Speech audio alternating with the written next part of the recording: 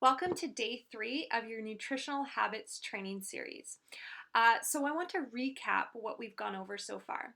We've talked about awareness. So number one rule when it comes to changing your nutritional habits is to bring awareness to those nutritional habits that you already have, but also which ones you would like to change or which ones you would like to develop. And then we talked about adding in the good stuff. So it can be really overwhelming when there's all this information about all these foods that are bad for us and what we need to cut out, where the number one rule with my clients is to start with adding in the good stuff. So we've talked about 2A's so far, and now we're going to talk about the third one, my third A of nutrition, which is assess. Okay, so assess. What does that mean? So, when it comes to your nutrition, I tell my clients, and I know this is funny, but that you are your best nutritionist. And the reason that I say that is because although I'm going to help you with the resources and the coaching part and the really sticky, hard stuff, I'm not saying that I shouldn't have a job. I'm talking about actually assessing and seeing how you feel when you eat certain foods. So, we talked about awareness in video number 1 and adding in the good stuff. But if you're adding in something that you think is really healthy for you and it's making you feel crappy, then that's not a superfood for you. So I'll give you an example of this. My intro with nutrition, I started to look up all the major superfoods, and quinoa kept on coming up. It was like the new superfood. It was a complete protein, complex carbohydrate. So I got on the quinoa wagon. I was like fully in it. I used quinoa flour for baking. I used quinoa instead of rice. I literally put it in everything. And then I kept on having these belly aches and I wasn't feeling great.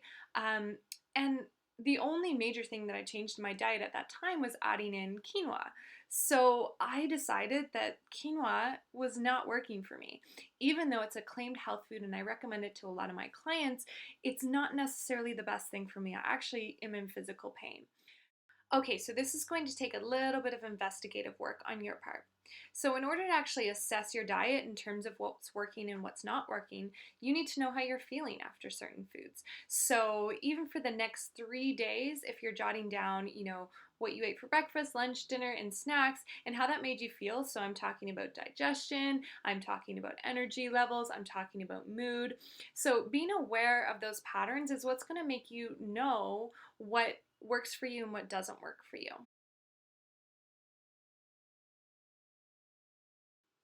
Okay, so to recap, we talked about in the first video awareness. So bringing awareness to your nutritional habits, those habits that you might want to change, and also those habits that you want to instill and want to develop. In video number 2, we talked about adding in the good stuff. So focusing on what foods we need to add into our diet as opposed to taking things out. And the third thing we talked about today is assessing your diet. So seeing what actually works for you. Even though a food is a health food, it doesn't necessarily mean that it's appropriate for you. So listening to your body, doing a little bit of investigative work, and seeing what works best for you.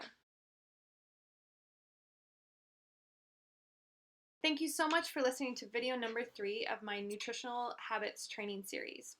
I'm really excited for the next 2 days where we talk about indulgences and green juice. Getting really crazy.